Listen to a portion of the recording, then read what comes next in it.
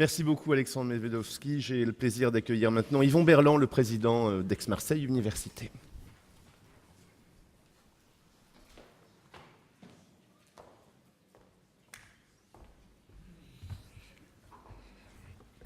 Monsieur le député maire, vice-président de la communauté du Pays d'Aix, cher Jean-David, monsieur le président de la technopole de l'environnement Arbois-Méditerranée, cher Alexandre, mesdames et messieurs les vice-présidents et vice-présidentes de l'université d'Aix-Marseille, cher Daniel Nahon, chers collègues, mesdames, messieurs, tout en pensant aux victimes de Tunis, et merci Alexandre pour ce moment de recueillement, nous ouvrons aujourd'hui la 7e édition des Tables rondes de l'Arbois.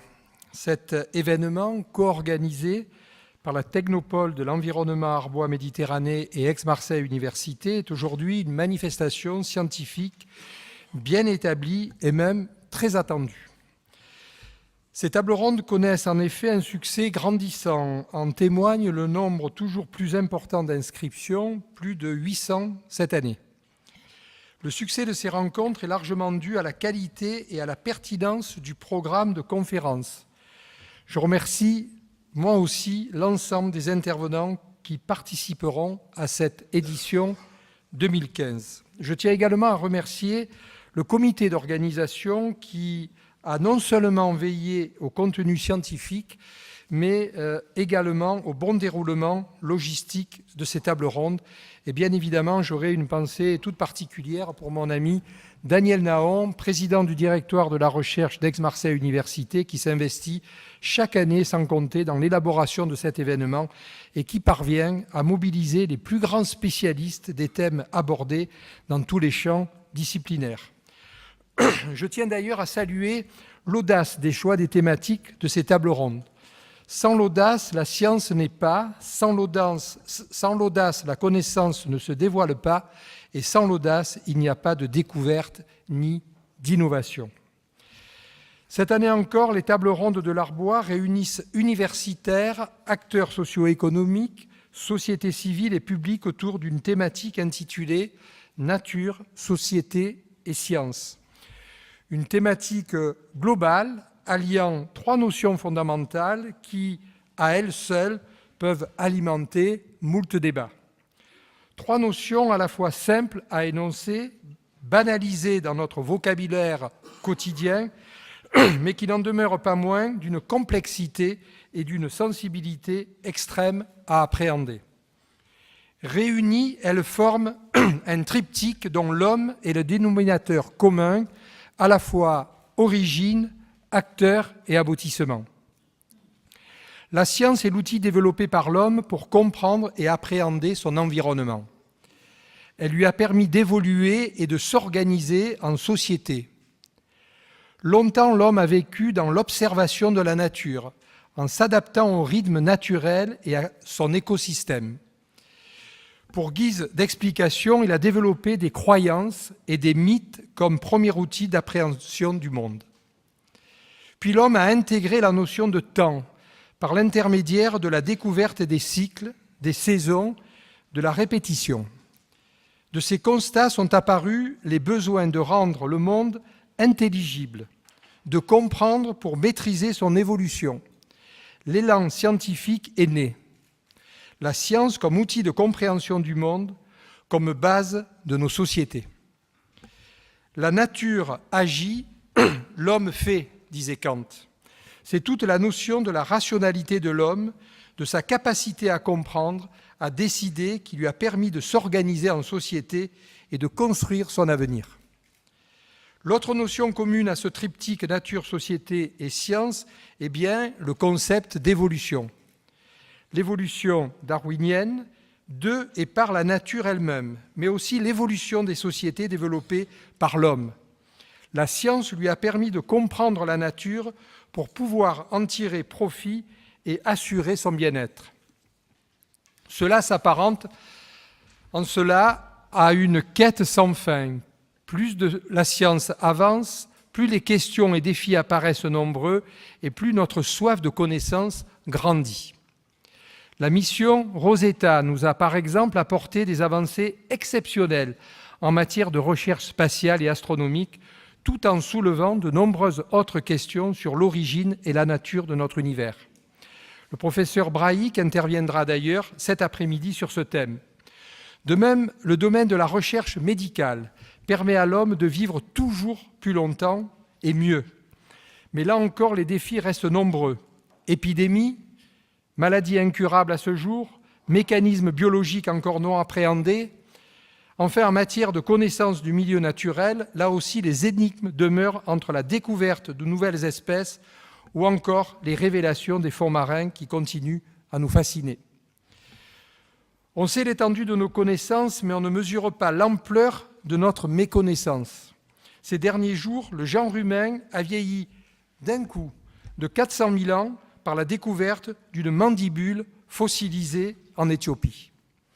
Cette complémentarité entre nature, société et science relève aussi d'un équilibre précaire.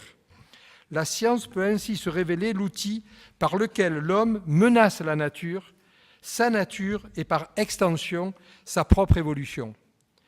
C'est là un enjeu majeur qui est au cœur de nos débats de société, réchauffement climatique, exploitation des gaz de schiste, développement des OGM, progrès de la génomique, autant de progrès scientifiques et technologiques qui constituent autant de défis, de questions éthiques et sociétales. L'homme a parfois privilégié son bien-être immédiat sans anticiper l'avenir de sa propre espèce. Il a longtemps cru avoir le pouvoir de déterminer la nature, alors même qu'il en est lui-même partie intégrante. Assèchement partiel de la mer d'Aral, catastrophe de Tchernobyl et Fukushima, disparition de certaines espèces, avancée des zones désertiques. Autant de situations et de symboles qui nous interpellent sur les conséquences de nos choix de société, sur la nature et notre avenir en tant qu'espèce humaine. La science n'a pas de limite si ce n'est l'homme lui-même. C'est le rôle des sociétés que d'encadrer et superviser son développement. Science sans conscience n'est que ruine de l'âme, disait Rabelais. La science nous ouvre les portes aux sociétés des hommes de décider en conscience et responsabilité de son application. Pour autant, la science et l'innovation constituent également le vecteur d'alternatives. Je rappellerai à ce titre que le premier avion à énergie solaire réalise actuellement son premier tour du monde. La science est l'avenir de l'homme et je souhaite aujourd'hui rendre un hommage appuyé à l'ensemble de la communauté scientifique. L'université est au cœur de cette dynamique scientifique et développe la recherche d'excellence qui façonne nos sociétés de demain. Aix-Marseille Université et le site d'Aix-Marseille ont développé une stratégie de recherche ambitieuse et reconnue internationalement. La semaine dernière, nous avons par exemple accueilli le président du Conseil européen de la recherche mercredi dans notre université et le vice-président de la Commission européenne en charge de la recherche et de l'innovation vendredi pour développer encore cette stratégie de pôle de recherche d'excellence. Je le disais, le rôle de l'université, c'est aussi de faire évoluer la science dans la société. Nous avons à ce titre multiplié les initiatives d'ouverture et de visibilité, notamment par l'intermédiaire de notre cellule de culture scientifique et technique. Cette volonté d'ouverture se traduit d'ailleurs de manière physique dans notre politique immobilière. Alors que nous nous trouvons aujourd'hui sur le campus d'Aix-en-Provence, j'évoquerai l'opération Campus, ex-quartier des facultés, qui développe un campus ouvert sur la ville et sur la cité, un lieu de partage des savoirs, d'élaboration, de diffusion et de transmission des connaissances, mais aussi un lieu d'échange et de rencontre. Rencontre des hommes, mais aussi rencontre des spécialités et des disciplines pour renouveler et décloisonner la recherche. Ces tables rondes sont donc au cœur de l'actualité. Quelle limite à l'action de l'homme? Quelle est la place de la science dans nos sociétés? Quel équilibre entre société et nature? Ces interrogations ne sont certes pas nouvelles, mais l'équation est toujours aussi difficile à résoudre. Ce sont là des thématiques que vous aborderez tout au long de ces 2 journées. Je vous souhaite donc à tous de passionnants débats et vous redis au nom d'Aix-Marseille Université notre joie de co-organiser cet événement avec la Technopole de l'environnement Arbois Méditerranée. Merci à tous.